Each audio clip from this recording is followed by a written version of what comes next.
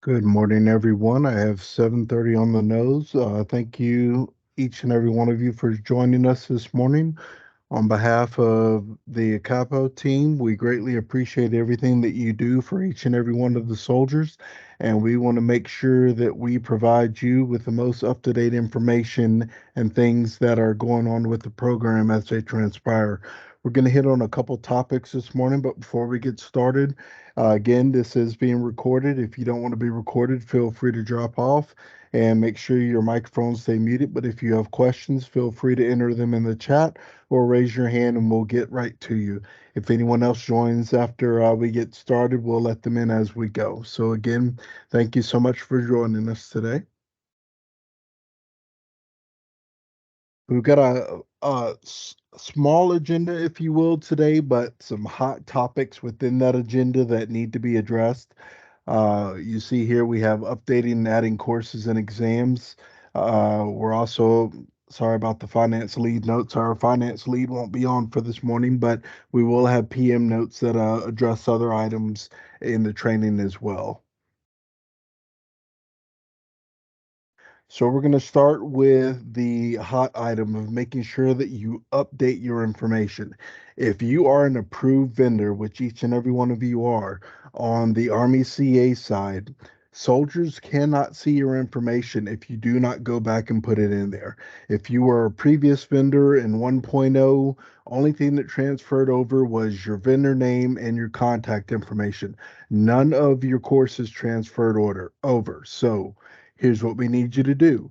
First off, you're going to go into your profile. When you see your home page here, you're going to hit school. In the drop down, you can start with prep courses. If you offer prep courses, if you just offer exams, you'll start there.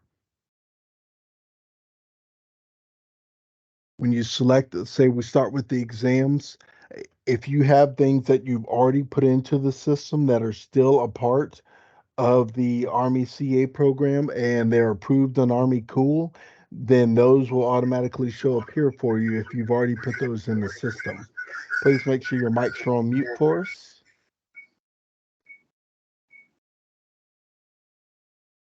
Thank you for that.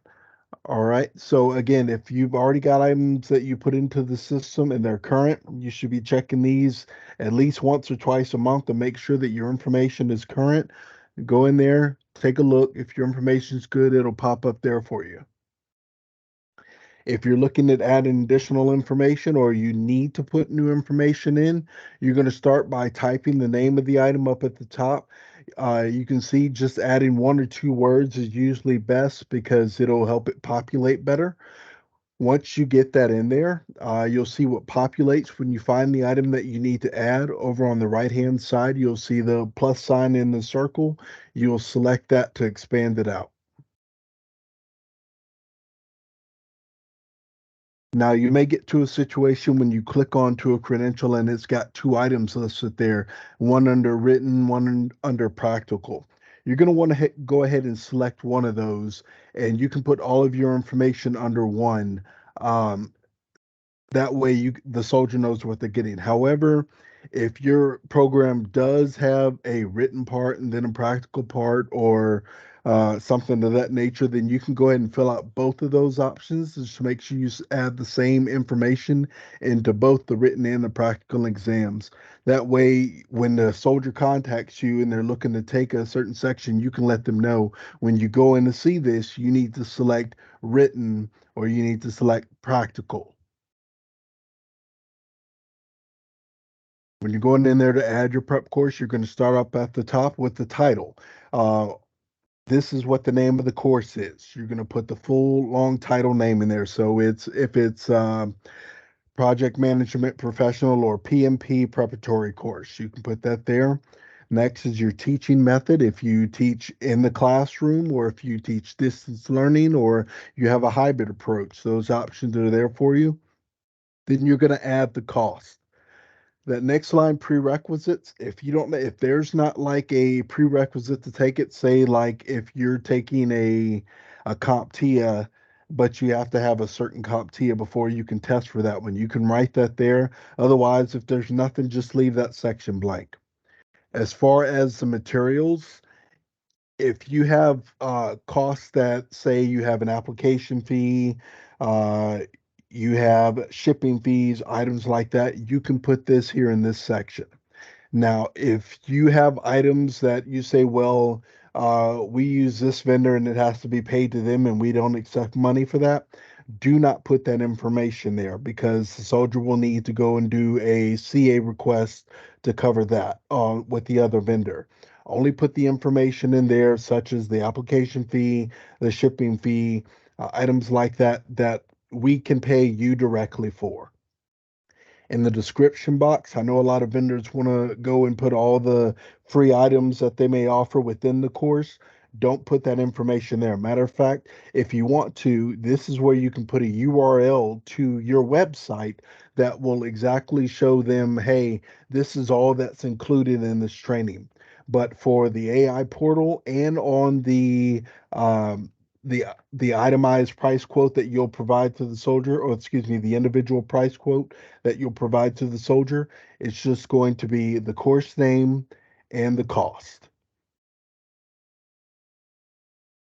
Now, if you go and you click in there and you're looking for a course and that course name, nothing populates when you're looking, make sure you send us an email. That email will be available to you on the last slide. That way we know that we need to contact back to the help desk team and let them know that something needs to be added or adjusted. And that could be if there's a version of an exam that hasn't been updated or something like that, you can put that in there to us. 9 times out of 10, if it's a new version, the help desk team and our information gathering team, our solid team, are only going to update those when they hear directly from the credentialing body that new information has been put out there to be uploaded. And they're pretty Johnny on the spot about getting those taken care of. But if you see something that might be out of whack and you know, hey, this course has been available for the last 6 months and we still don't see it, let us know, that way we can follow up on your behalf. So you're going to make sure there, this is adding an exam similar to adding the prep course. You're going to type in the title of the credential that you're looking for. So here you see private pilot. It typed in the 2 words. That way it kind of populated to what we were looking for. And then you'd have the option to click the plus line sign on the side. When you go in there and you're adding the exam, you see here it's just a little bit different how the other one was set up.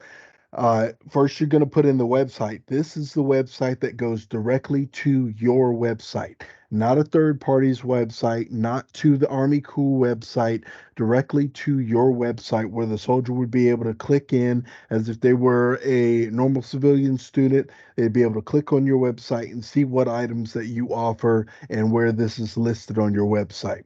Again, the teaching method, you're going to list if it's traditional in person, if it's a distance learning, if it's hybrid, you can put that there. And again, you can put the cost. Now, here on this description, you're going to put the exam title. There's those application fees and exam fees and everything there that you can add in that description box there. And make sure you hit save once you're done. Otherwise, it won't take. This is adding study material. It's coming in just like the other processes. You go to the school option and you'll go down to where it says the study material and you add it there. You're going to put the long title of the book in there. So, say if it's the uh, I don't know, PMP Advanced Learning book or something of that nature. You put the long title in there, you put the teaching method, you put the cost. If there's a prerequisite, like if they were going to take this book, but they had to have that PMBOK book first before they got to the other one, put that in there. Make sure you put the ISBN number associated with it. That way the soldier knows this is exactly the book that I need, and this is the information where it can be found. And then, of course, that shipping fee, you see it's there under the materials. And again, don't forget to save. So there's a couple important takeaways that we really want you guys to make sure of. First and foremost, before you add anything into the AI portal as a course, go to the Army Cool site, and these slides will be available to each and every one of you when we're done, along with the videos of today's training. You can select that link right there, and it'll take you directly to the Army Cool site, and where you can search for the credentials. You'll put in the credential name that you're looking for. If it populates and it aligns with the training that you're offering, then you can put it into the AI portal. If it does not align, excuse me, if it does not populate to a credential that's in and approved in the Army Cool site, you can always request that that credential be added on the home page of the Army Cool site. It gives you the opportunity to recommend credentials. So go in there, you can select to recommend, you can type in the credential information, and then what will happen is the credentialing body for that credential will receive a standards checklist. They'll receive the information that they need to be able to see if they meet the needs of participating with the credentialing programs. If you do this, this not only affects the Army CA program, but it affects all of the branches credentialing assistance programs. So if it's added, all of the branches will be able to see it. So make sure you add that information in there. They'll send you back a response if you're good to go or not, and then they'll approve that credential or tell you what's that you're not approved and why.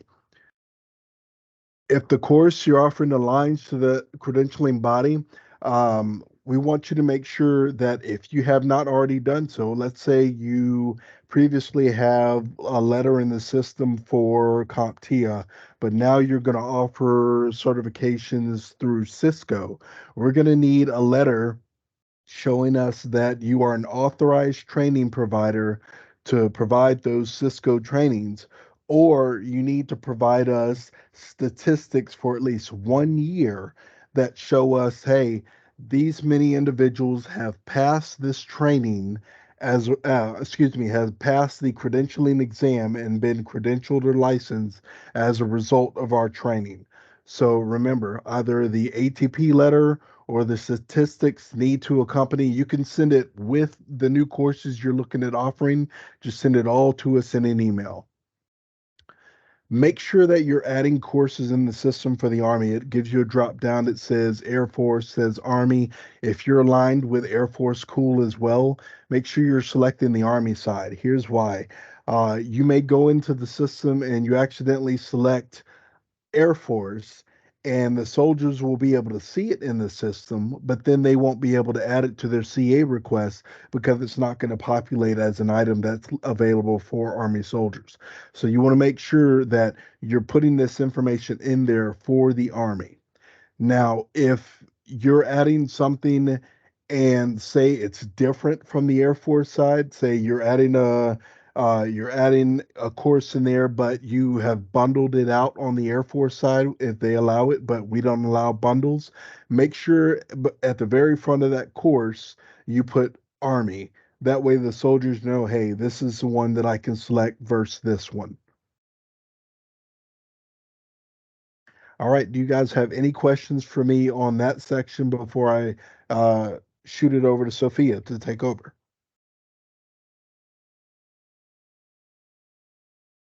Awesome. Sophia, you want me to keep running the slides this way or? Sure, thank you. Can you go back to the last slide, please? And hi, everyone. Good morning. Sophia Sweeney, the Credentialing Assistance Program Manager, as well as Army Cool Program Manager. I just want to hit a couple of items real quick.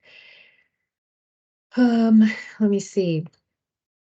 Yeah, we have noticed that, there are some courses that are being added that might have worked for or can be accepted from the Air Force side. So really take a peek at what you've offered. And if you have any type of itemization in your submissions in the Air Force on the Air Force side, you will have to create a new one just for the Army and add Army in front, just like Russell stated. The other thing is in the description, that is what the soldiers see. They see the description when they're looking for vendors. or, comparing to, other vendor offerings or whatever. You have to make sure you do not enter more than 250 characters. I know that the AI portal will allow you to add more than 250 characters, but if you do add more than 250 characters, and we receive, and on the other side, when the soldier selecting, it won't even move forward, right? And the soldier will not be able to submit that CA request. It'll be grayed out for them. So please be cognizant of the amount of characters you're listing in your descriptions, okay? Sometimes it's best if you just add the link to your page where they could find the information, or just something very brief in there to let them know, what it is that you want them to know about that specific offering, okay? Next slide, please. Okay, one more. So this is a hot topic right now. We're having a lot of issues with vendors who are not contacting or going in the AI portal to download that authorization letter. Okay, I've had all sorts of questions and screenshots of where vendors might be at, but no matter, you do have to have all of those, well, some of those boxes at least, some of those boxes on your home screen, right? The invoice, the grade, and I think like, well, those are the most important, the invoice and grades, right? If you have that because you have that permission, great, make sure it's there. If you don't have it, but you're the one that accepts payments, please make sure you contact the help desk to get those boxes added to your account, or contact your UAC so that they can add that permission to your account, because you have to have that in order to download those authorization letters, okay? So a lot of times, vendors are going right here to this page, and then they start, like, they see two courses available in the invoicing box. So they click on it and then they start going through the process. No, please don't do that, right? Start from online services right up at the top. Click on manage invoices. That is where you start. No matter what you see in those boxes, you start up there for invoicing, okay? And this has proven to work, so I'm asking you to please do it this way, okay? So next slide, please. After you clicked on manage invoices, make sure that you select Army Ignited as the partner system. And then from there, you're going to look at the processed, not necessarily pending payment. We're just talking about finding your authorization letter, okay? If you want to, I don't know, look at, who's pending, that's a different process, okay? I sent that out on, or Russell sent that out. We created those slides for the last one. Please go back and look at those old slides so that you can see how to check for pending soldiers. When I say pending, that just means soldiers that the ACAPO team, has moved to finance for payment, okay? Um, that's the only time you're going to see them in any type of pending status. So you can see who's been moved over to finance early, probably like 3 to 4 weeks in advance. You will see whose cases have been moved. Now, please don't email us and say, I don't see anything in my box. I sent out a lot of quotes, okay? Because we're not going to check every, to see if you've got cases pending. That takes a lot of time. And so just look at there's 3 different ways you can view pending requests. So go back to those slides and follow those processes that are provided for you there. Okay, then you will see if anyone's there. If no one's there, a couple things. 1, we haven't processed that case yet, or 2, the soldier never submitted. We can't confirm whether a soldier submitted something or not. We can only talk to you after we've moved something to finance, right? So if you're trying to check on somebody that you think should have submitted, we're not going to give you that answer, because if that soldier chose to go elsewhere or chose not to, we cannot talk to you about that, okay? So for this instance and for our slides for the rest of this this meeting, I wanted to hit hard on invoice. So when you're looking for the authorization letter, and the authorization letter is what has the credit card number for you to run, for payment, right? So you're always going to go to processed from the status bar. Next slide, please. Then from there, you're going to hit search. Next slide. And then here is where, if you have anything ready to be paid or for you to accept a payment, you're going to find it here, right? It's going to appear as an invoice number, and then you'll have some dates. Now, over on the right, I know it's kind of small to see, but there's an invoice date. If you see dates that are like 2022 or March of 2023, leave those alone. Don't touch them because finance has to go through and fix that, right? That's still an ongoing process to get rid of those out of your queues. But you're only going to be looking for anything after April 1st, okay? April 1st is when all of this started in the AI portal for you to download those authorization letters. So all you do is you click on, and again, one says Acapo demo. If you clicked on that invoice number, next slide, please. Oh, okay. Then you're going to see payment, right? That's the tab you're going to click. So if you clicked on payment, next slide, please. You will see the actual download button for the authorization letter. This is what you're looking for, right? If there was something in that pending or processed list, this is where you're going to find the authorization letter. Next slide, please. Once you download that letter, you're going to get the information, and it is going to have the GPC card number, the expiration date. That stuff is going to be there. That is what you use. It doesn't matter if you had used or paid with somebody else, maybe you used, one of the voucher examiner's credit cards previously, and that's the one you always use. It does not matter. Look to see what's on this authorization letter. Get the GPC card number from here to run the card, okay?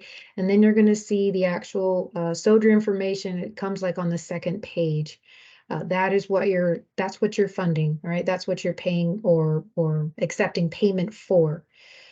Please make sure you're charging the right accounts. And if something doesn't look right, then please respond back to finance to let them know, because there is an actual link somewhere or email if you have questions on that authorization letter.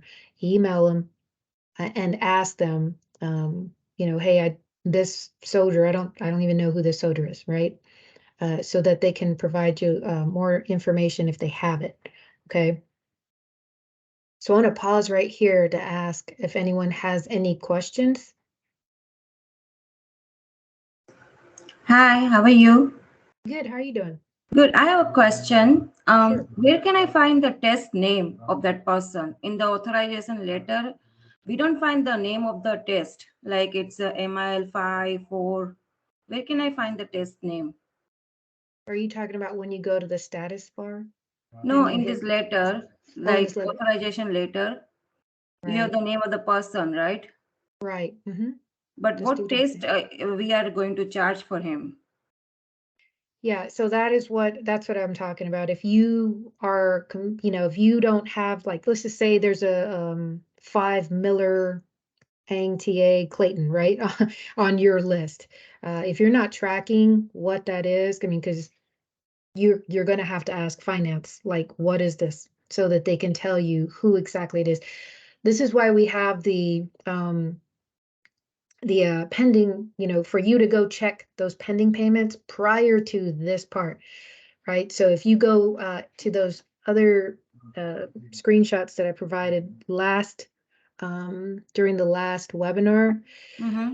they have the three different ways in which you can find the pending payments, right? Those that are going to be paid. That's where you get all of the detailed information before finance takes it to make the payment. Because once finance creates this authorization letter, it goes away from all the rest of those places, unfortunately.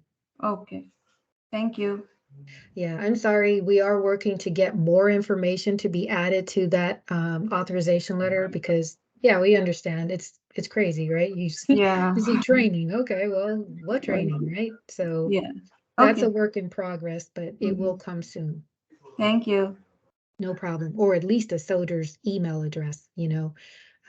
So hopefully you can, it, I would recommend asking the soldier to provide you emails, because eventually that's going to appear here, so you have more details on how to find them. Now, if you were looking at their pending payments, the pending payment queue that you have, they do have another letter that shows you the actual email address of that soldier. I don't know if that helps you, but that does help some find what it is that that soldier's requesting or what you gave them a quote for. Okay. Any other questions on this one? Thank you so much. Yeah, no problem. Any other questions?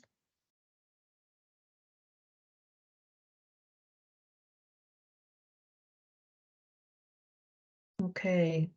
We'll go ahead and move forward to the next slide, please. All right, so then the receipts. All right, so once you did run that off that card, right, for payment, we're going to have a receipt. So you will need to, once you got that letter, you ran it, you're going to need to put the authorization code that's found in the vendor's receipt. Here it's called I guess it's approval code or transaction code, or make up something to identify this specific receipt and add it there. That way, finance can hit the paid button for soldiers, right? They have, soldiers cannot start until they get the receipt. Till finance receives this receipt and then actually hits the paid button on the soldier's account or case. Next slide, please. You're going to enter the code and the date. Next slide. And then you're going to upload that receipt, just like, so I'm sure you saved them on your screen somewhere. I'm not sure, but please make sure you do so that you can upload that receipt there. Next slide. And then from there, you're going to hit upload and then you're done. Now, we have heard already that there are some vendors that are having issues. They try to upload and they get an error message. It doesn't go through. So a couple things we need you to check first. One, the receipt has to be PDF, and two, it cannot exceed 4 megabytes. Okay, so if that, I mean, I don't know if that is an issue for you, or that you've had before, but please make sure it doesn't go over 4 megabytes and it is a PDF, or else it will not work. And if it is under 4 megabytes, it is a PDF and it still doesn't work, you will have to submit a help desk ticket to through the AI portal to ask, what's going on with my account. In the meantime, to not hold up the process, we ask that you please send that receipt to whoever's on the authorization letter, okay? The email that is on the authorization letter. It should be like a finance dot, army.mil address, or whichever one it is, that is where you're going to send that quote, so it doesn't hold up progress um, if your account is not working. For any type of issues that you're having where you've submitted a help desk ticket because your account hasn't been working, please let us know ASAP, right? That way we can push that through as fast as possible. Sometimes it might sit for a while, and we don't need that to happen if you have soldiers waiting for payment, okay? Because that's very important that we get this fixed.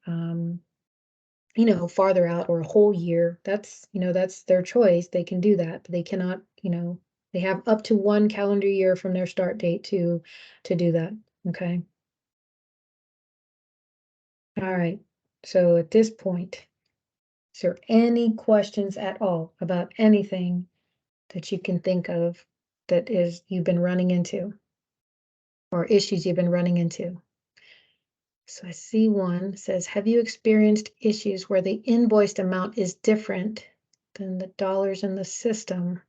You've had an invoice from the Air Force where the payment was for whatever amount higher than the training course and lower than exam cost. I've not seen that or heard about that. If anyone else, any other vendor has, please feel free to chime in on this one. I've not seen that. Any other vendor see that issue?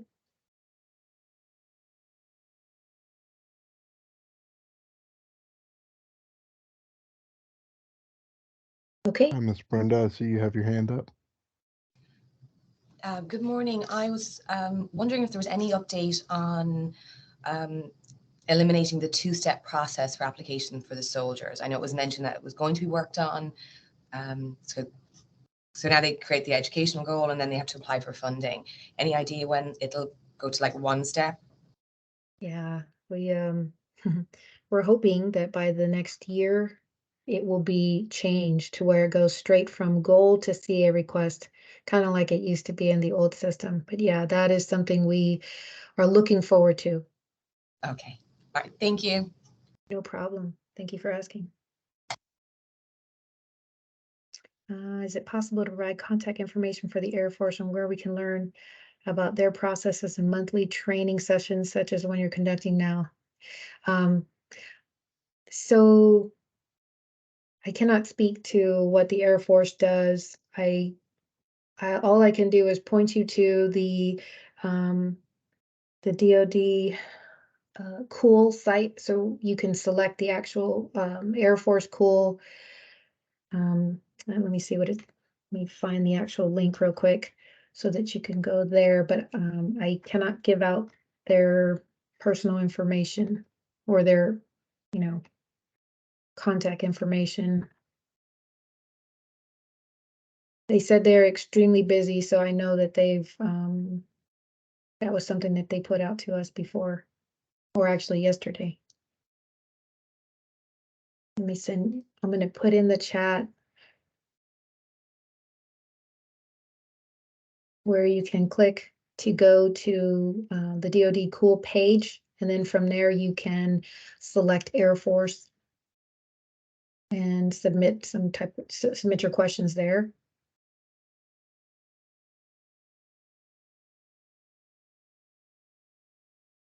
Okay. Any other questions? No problem.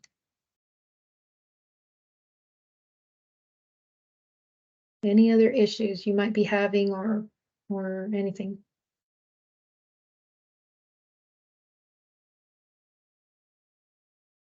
Okay, next slide, please. Here are just the links and emails that can help you with if you have any issues with the AI portal. There's the help desk. And then, of course, the CA page where you can look at the approved vendor list, the step-by-step guides for soldiers. And I'd mention that because, sometimes vendors will say, well, they said they're stuck on this issue. If you want to forward them to the credentialing assistance page in Army Cool, that is where they can download their step-by-step guide. And, it will be helpful to them to follow the steps there. Okay. Any other questions?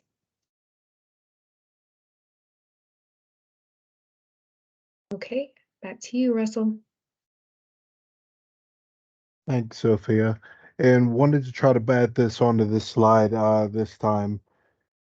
Give it a try and see how it goes. And we'll also make sure it's included in the email message that we send you guys with the links.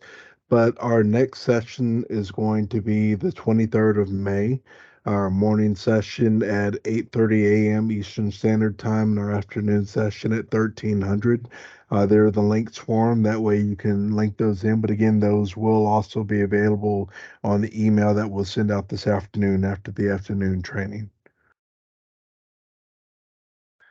So, as we told you, it was a quick session, but a very important session because those are two major issues that we're finding repeatedly and really need to get addressed sooner than later.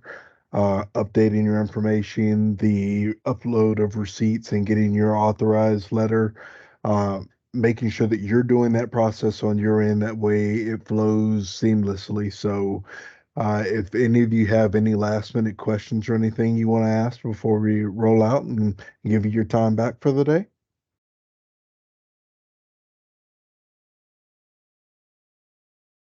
Awesome. Well, thank each and every one of you from the Akapo team for all that you do to support our soldiers. We greatly appreciate you and spread the word. If you know other vendors that may be approved and they weren't on the meetings today, and when you get these, feel free to share the slides and everything with them. That way we can make sure that everybody's on the same page of music. So, with that, again, thank you very much. I'll go ahead and stop the recording and you have a wonderful day.